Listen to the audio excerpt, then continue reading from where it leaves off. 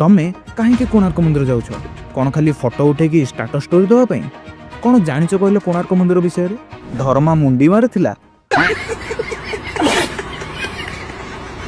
कोणार्क मंदिर रे 24टा चक अच्छी जहाँकि दिनर 24 घंटा को दर्शई थाए जाइकी टिके गणिब समय को नहीं कि सूर्य मंदिर रे एते डिटेलिंग रे काम होइछि ना तमे बिलीव भी करि परिबोनी। चक्कर पड़ुवा छाई रु तमे दिनर समय काढ़ी परिबो।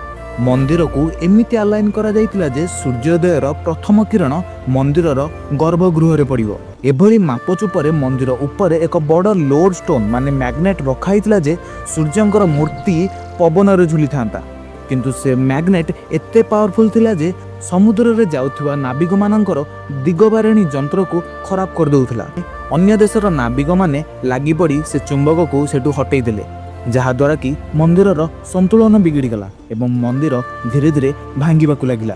ओडिशार कारुकार्य पुरातन काल रे भी केते एडवांस थिला भाबु थाओ। ओडिशा पाखरे एते टैलेंट थिला एबे भी टैलेंट अछि किंतु दुर्भाग्यर विषय एइटा जे ओडिशार लोक एबे दादन खटिबाकू जाउछन्ती। ए विषय रे आपणकर कोन मतामत मते कमेंट रे निश्चिंत जणेबे। रहिली जय जगन्नाथ।